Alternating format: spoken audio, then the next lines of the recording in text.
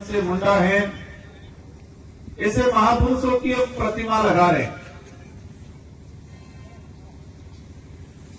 आप सबने देखा होगा कि आज से 5 साल पहले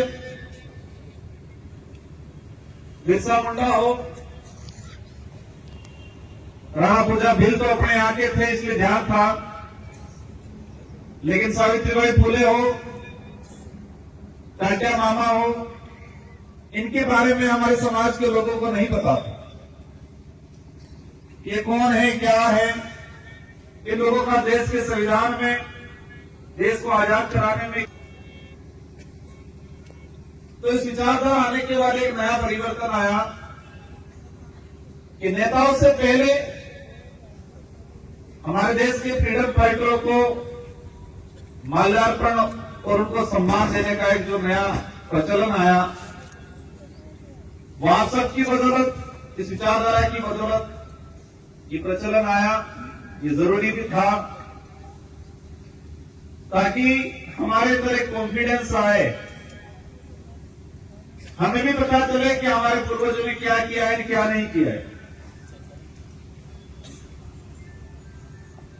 मैं मेरी बात शुरू करने से पहले पूर्व वक्ताओं ने जो बात कही, और विशेषकर इस आदिवासी महिला सेवा संस्था के विकास की बात हुई,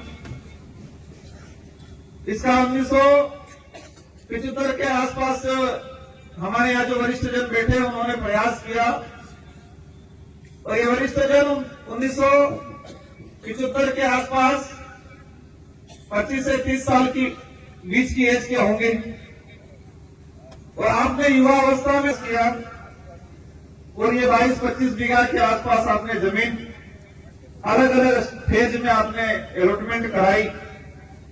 संस्था का रजिस्ट्रेशन किया 1990 के आसपास, आपने महाविद्यालय खोला, इसका संचालन किया, सभी जनप्रतिनिधियों से मिलकर आपने छोटा मोटा सहयोग लेके बाउंड्री हो या भवन हो, ये निर्माण भी किया आपने। तो मैं आपके इस संघर्ष और इस कार्य को मैं सराहना करते हुए आपको धन्यवाद देता हूं कि आपके प्रयासों से आज ये समाज, इस क्षेत्र की जनता इस पंडाल में बैठी। तो एक बार इस संस्था को 1975 से लेकर आज तक संघर्ष करके इस स्तर तक लाने के लिए जो प्रयास किया है, उनके लिए जोरदार तालियां बजा दी।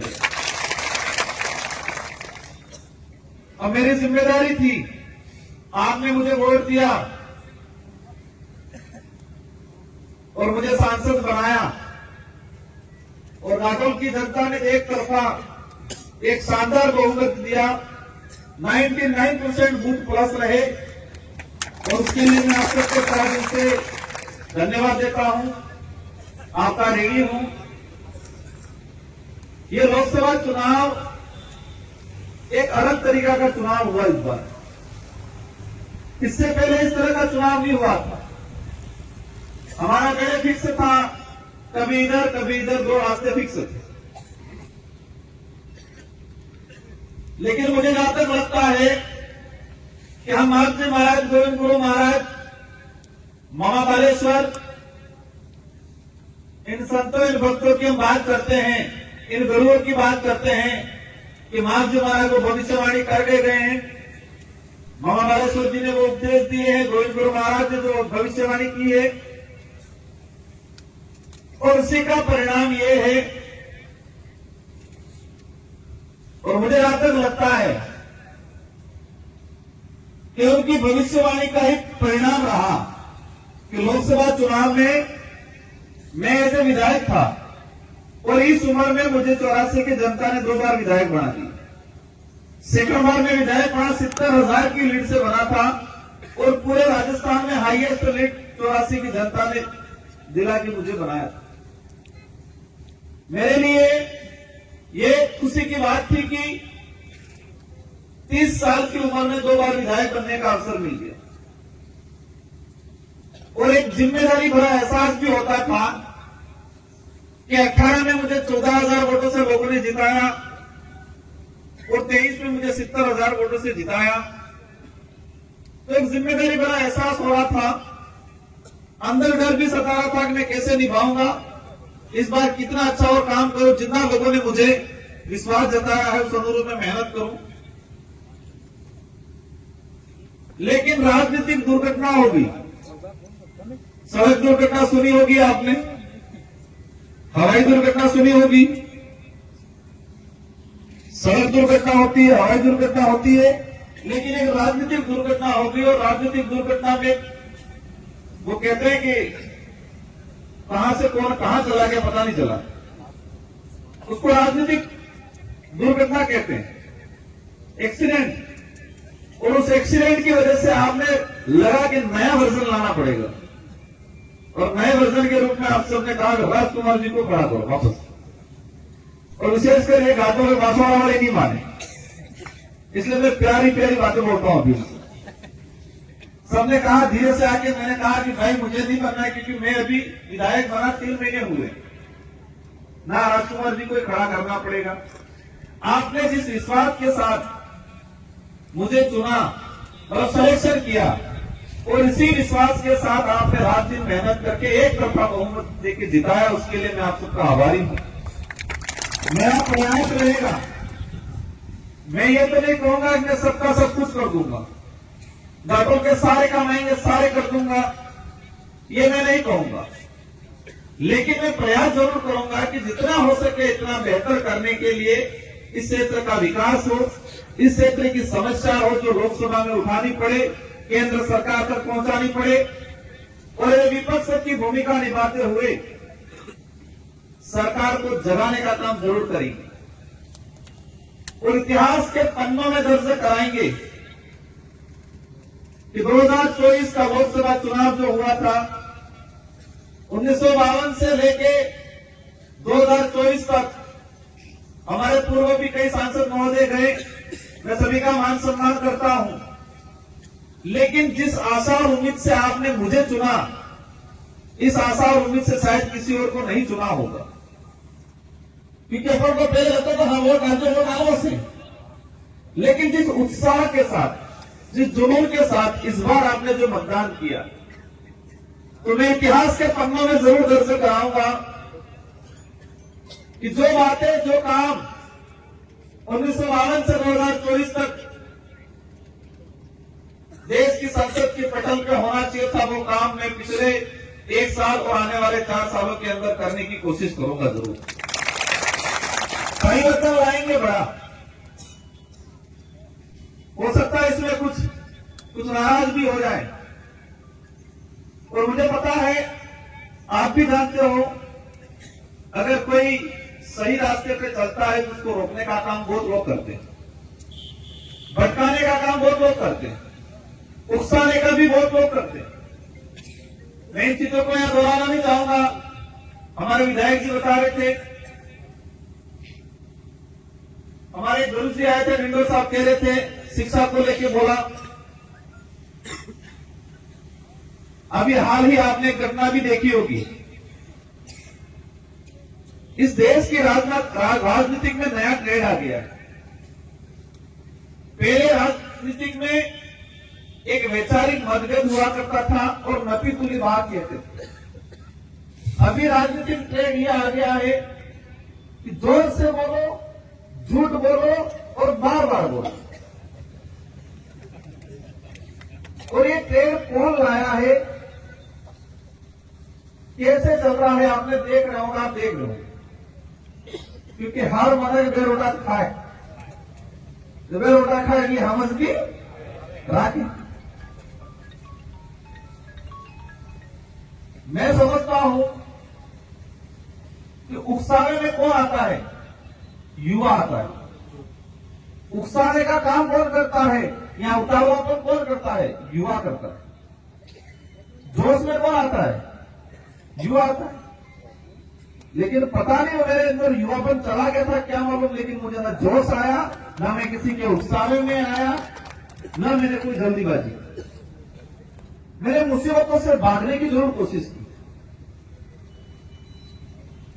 मैंने मुसीबतों से भागने की जरूर कोशिश की, क्योंकि मुझे पता था कि वो मेरे से लपटेंगे और उनकी चेन ऐसी बनी हुई है, उनके लोगों को ट्रेनिंग ऐसी दी है कि जोर से बोलो, झूठ बोलो, बार बार बोलो, और हमारा बाबा बाप दादा कहेगा चलो तो डोहो तो पण हाथ छोड़ो तू मुड़े मुड़े करता था तो पण ऐसे नहीं करવું પડતું। तो मैंने कोशिश किया, और ये ताकत ये आप लोगों की वजह से आई है। मेरे अंदर जो ताकत आई है, मेरे अंदर जो क्षमता आई है, मेरे अंदर जो समझ आई है, वो आप लोगों की मेहरबानी, क्योंकि मैं आपका मेरे एक केंद्र बिंदु बना हुआ हूं। आप सभी की आशा उम्मीद, आप सभी के सवाल जवाब मेरी तरफ रहते हैं, तो मैं अपने आप को आप सबकी तरफ से खड़ा हुआ महसूस करता हूं। मैं अपने आप को आप सबकी तरफ से खड़ा हुआ महसूस करता हूं। मैंने कुछ भी नहीं किया, मैंने कुछ भी नहीं किया। હું હવે કેવી છું, રાવત સાહેબ તમે મોકલા કરો, રાવત સાહેબ હું કઈ તુમને તું બોલા રાખો, તું બોલા મેં કીધું કે સરપડા સાહેબ તમે શું કરવા બરાબર આવજો, તો સરપડા સાહેબ बोलते नो कहीं मेरे को तू बोला, मेरे को तू बोला। अरे मैंने तने तू कहा, मैंने तू कहा ही नहीं। तो इन चीजों को चर्चा करके अपना समय व्यर्थ में जाने का काम नहीं करें, लेकिन ये चर्चा निकल गई। तो मेरा आप सभी से अनुरोध है कि इस बात को कहने का अर्थ ये था, तात्पर्य ये था कि आप सभी के अंदर भी वो चीज होनी चाहिए। सारे पार्टी के पदाधिकारी हो, कार्यकर्ता हो, सामाजिक लोग हो, हम सब के अंदर वो चीज हमको लानी है, क्योंकि हमको लंबा चलना है, दृढ़ता रखनी है, किसी से बेवजह उलझना नहीं है। हमें किसी का कोई सवाल जवाब है, किसी का आरोप है, तो हमें मर्यादित भाषा में हमें उसके रिप्लाई जरूर करना है, लेकिन कहीं किसी से उलझना नहीं है। यह सभी प्रण ले, क्योंकि ऐसी मुसीबतें और आएगी, मेरे सामने आई, आपके सामने भी आएगी, आपको भी उकसाएंगे, हर तरफ से हरकतें करेंगे और इल्जाम आप पे डाला जाएगा। देश का ट्रेंड बन गया है कि ओरिजिनल मुद्दों को दबाना है तो बेवजह चटपटा मुद्दा ले आओ ताकि ओरिजिनल मुद्दे दब जाए। ये भारत देश की राजनीति में भी ट्रेंड बन गया है कि वास्तविक मुद्दों को अगर दबाना है तो चटपटा कोई मुद्दा ले आओ ताकि वास्तविक मुद्दे दब जाए। आज चर्चा क्या हो रही है कि दिशा की बैठक में बढ़ना लड़ा। चर्चा ये होनी चाहिए थी कि दिशा की बैठक में किन किन मुद्दों पे चर्चा हुई। अभी मेरे पास आए सूर्य फाउंडेशन वाले भाई जिनको ठगा गया, मेरे पास आए अभी दिया कि रोजगार गारंटी के तहत काम नहीं मिल रहा है, मुद्दा वो था। हमने एक चीज कही थी कि सरकार 100 से 125 दिन कर रही है, लेकिन सरकार ये बता दे कि इस एक साल के अंदर 100 दिन कितने लोगों को दिया। हम कह रहे हैं, सरकार कह रही है कि 100 दिन से 125 दिन कर दिया। तो मैंने पूछा कि इस एक साल में आपकी सरकार थी तो 100 दिन कितना लोगों को दिया। 3 लाख जो का डूंगरपुर में और 100 दिन पूरा करना था जाए 2800, 1%, 1.5% लोगों के, वो भी किसके, जिसका कैपिटल शेड था और पीएम आवास था, वो हुए। तो ये देश की सच्चाई को समझने की जरूरत है। आज हम कह रहे हैं, अशोक भाई कह रहे थे कि बड़ा टायर में कैंसर काढ़ी के एम होनो काढ़ी का अगले खबर नहीं पड़े। अरावली को लेकर चर्चा चली। हमारे देश की जनता को कितना आसान भाषा में साफ झूठ बोल के बेवकूफ बनाने का काम किया। अरावली का प्रकरण 20 नवंबर 2025 को सुप्रीम कोर्ट ने सुनवाई की सरकार की सिफारिश पे। तो सरकार ने जो सिफारिश बना के, जो एक नियमावली बना के दी, अरावली की परिभाषा क्या है उसको मान लिया और फैसला दिया। मेरी जानकारी में लगभग ये 28 नवंबर के आसपास आया और मैं लोकसभा चली रहा था। 3 से 4 दिसंबर से मैंने लोकसभा में इसको लगाने का प्रयास किया और 16 नवंबर को शायद मैंने लोकसभा में, और आप सबकी बदौलत अरावली प्रकरण को पहली बार देश के सामने लाने का काम आपके सांसद राजकुमार घोष ने किया लोकसभा के। इसके बाद देश के सारे लोगों को, सारे पार्टियों को पता चला। माहौल चला। कुछ दिन बाद सरकार के कुछ लोग क्या कहते हैं कि सरकार ने आदेश कर दिया है कि अरावली में किसी भी प्रकार की नई लीज जारी नहीं करेंगे, रोक लगा दी पूर्ण रूप से। सारे मीडिया के चैनलों ने जोर जोर से चलाया, क्या कहा कि अरावली पे सरकार ने बड़ा फैसला लिया, अरावली को लेकर सरकार ने बड़ा फैसला लिया और अरावली में किसी प्रकार की लीज नहीं होगी। तो आंदोलन करने वाले भी कहे हाँ आपने जीती गया।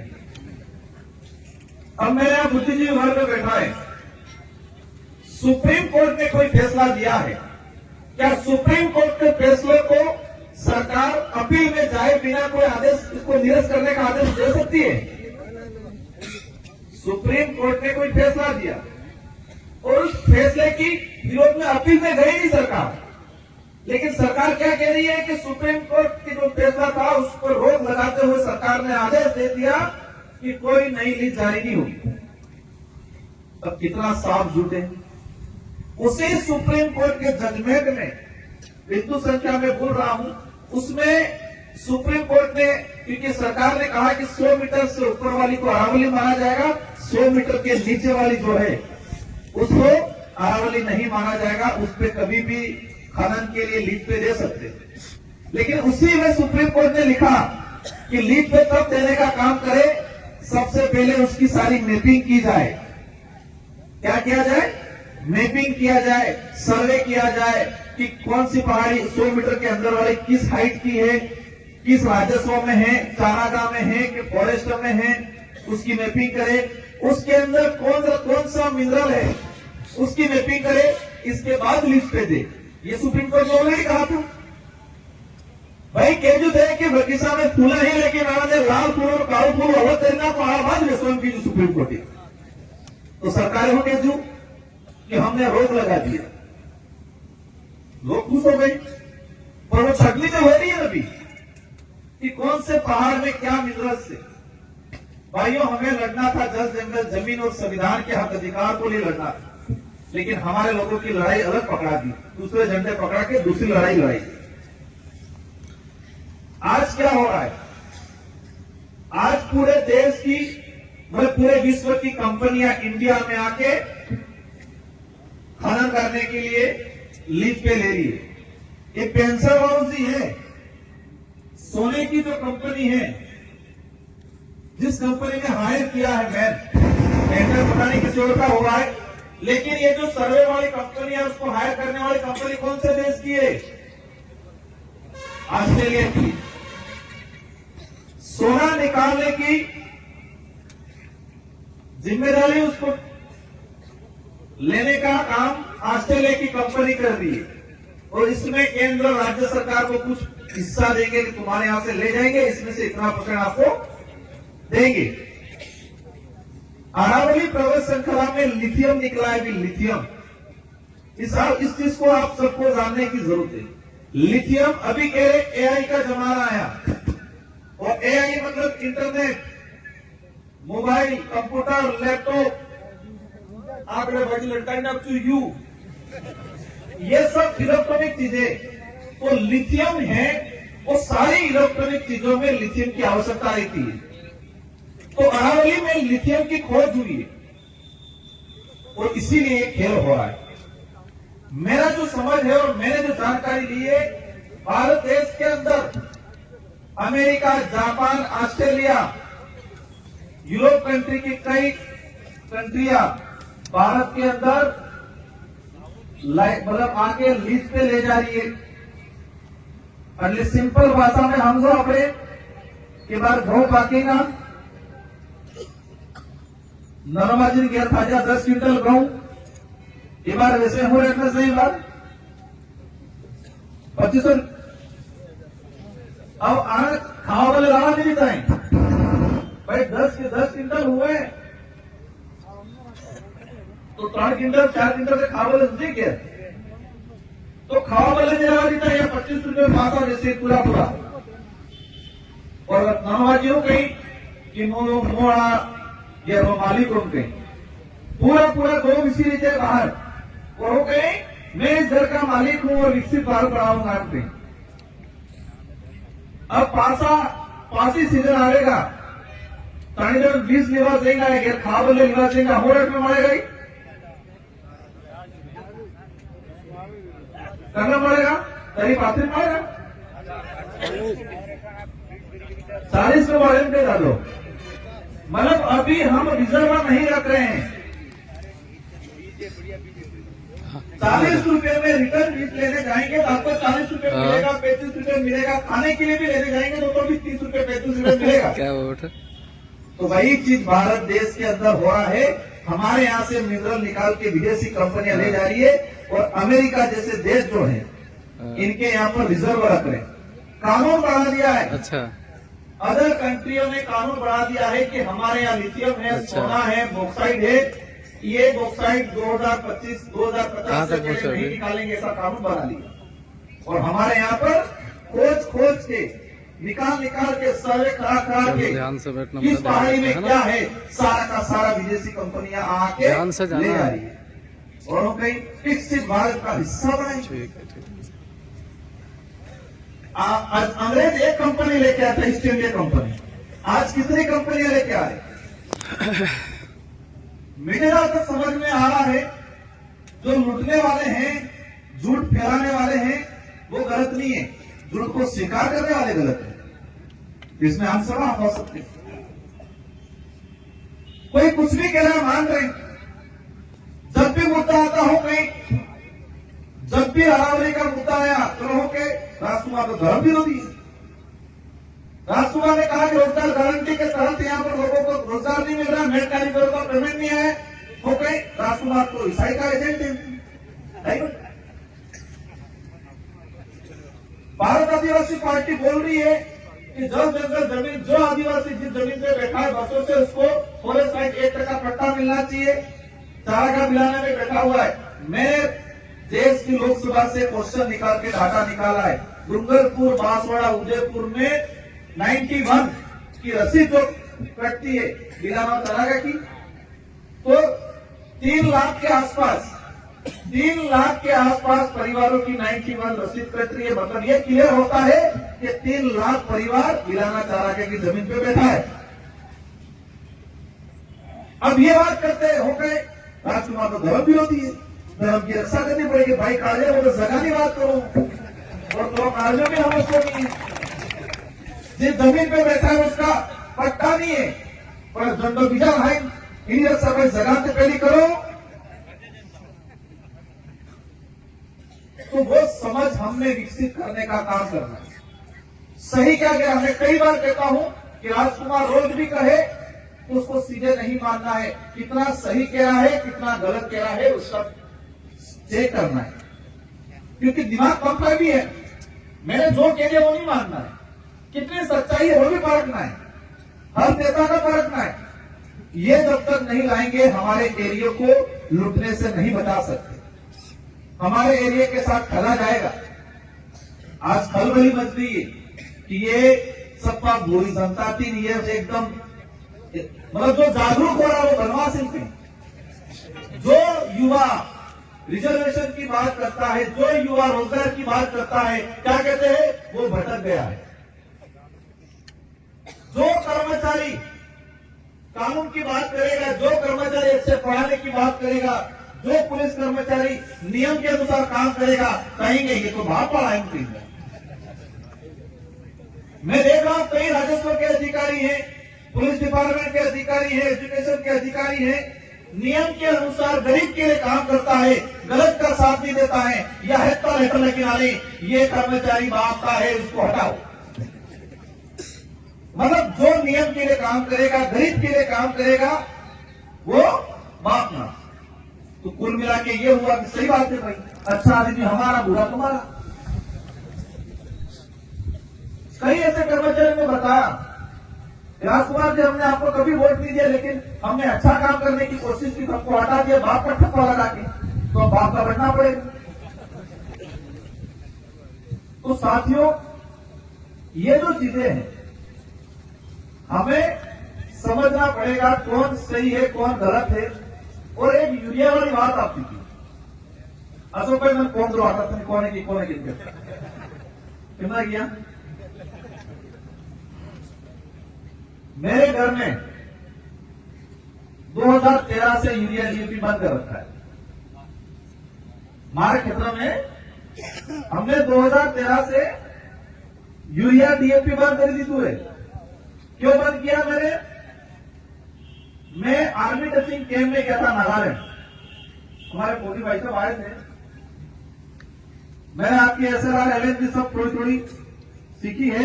एनसीसी कैंप में जो आर्मी वाले जब सुबह ट्रेनिंग लेते थे तो हम दौड़ नहीं पाते थे, तो गाड़ी देते थे, यूरिया डीएपी खा खा के सब कैसे हो गए। और ये सच्चाई है, ये सच्चाई है कि आप देसी खाद वाला गेहूं एक मुट्ठी में पकड़ो और उसी साइज का यूरिया डीएपी वाला पकड़ो, काम वजन आवे जुड़ी। किसमें वजन आवे जुड़ी? यूरिया डीएपी दवाई ना केवल गांव में इतनी कमला में या कूटी में या धर्म में अभी नहीं मिलो एक साल, देसी गौ अभी नहीं मिलो एक साल, और एक साल बाद जुआन ने कहियो खदर कहियो नहीं खदे जुड़ी मुनाने के तो खदो। लेकिन हकीकत है, हमें उस लाइन पे आज हम कह रहे हैं हम शिक्षित हो गए। हम कितने शिक्षित हुए पता है? कि बीमार पड़ते हैं तो इलाज कराने की समझ आई है, इतने शिक्षित हुए। और मैं चाहता हूं कि हम इतने शिक्षित हो कि हमें यह पता चले कि हम ये खाएंगे तो बीमार नहीं पड़ेंगे। इतना शिक्षित होने की जरूरत है। आज हम जागरूक किसको मान रहे हैं? बीमार हो गया तो इलाज करना की समझ पड़ के इसको जागरूक मान रहे हैं। मेरी नजर में जागरूक नहीं, मेरी नजर में जागरूक ये है कि बीमार पड़ने से पहले पता रखे कि मैं क्या खाऊंगा बीमार पड़ूंगा, क्या नहीं खाऊंगा बीमार पड़ूंगा, वो जागरूक है मेरी नजर में। हमारे बड़े कई बाप दादा थे, कई भी जानी कहीं, और मेरी नजर में शिक्षित बाप दादा थे। शिक्षा का अर्थ क्या है? शिक्षा का अर्थ पढ़ना और लिखना शिक्षा का अर्थ नहीं है। शिक्षा का अर्थ है कि आपको सामान्य और सर्वांगीण ज्ञान होना। तो हमारे बाप दादा को पता था कि करके तो लाल खाई की अगले साधा आएंगे चार दार में। और हमारे पढ़े लिखे गूगल में सर्च करें मौसम का कैसा है रुख। तो आत्मनिर्भर कौन था? हमारा बड़ा बुजुर्ग था। ज्यादा सकली कहिए बोले बुखार राज्यों से नाहली लावे कूटी में पाई पड़े, तो वो ज्ञानी थे।